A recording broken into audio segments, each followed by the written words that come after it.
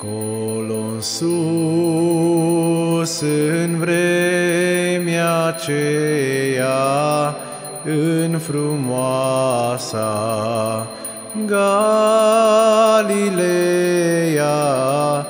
bună seara lui Crăciun. O fecioară viețuia,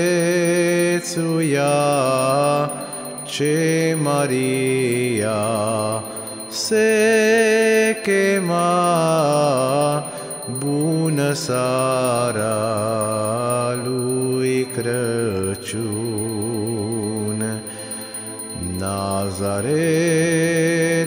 era orașul unde Iașa via sălașul, bună seara lui Crăciun.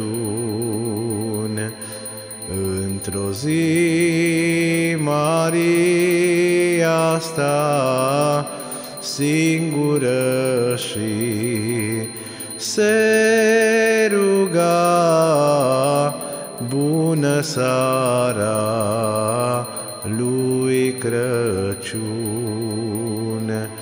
Și deodată ce văzură casa toată, se umplură, bună seara lui Crăciun.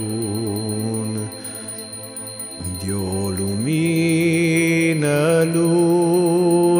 lucitoare, ca lumina de la soare, bună seara lui Crăciun. Îngerul Gavril intrase la Sfânta Fecioară-n casă, bună seara lui Crăciun. Nu te spăimânta, Maria, că vei naște pe Mesia, bună seara lui Crăciun.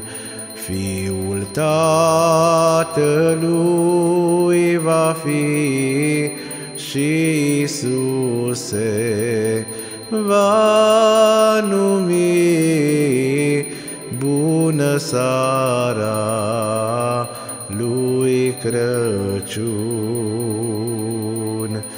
Bună seara lui Crăciun.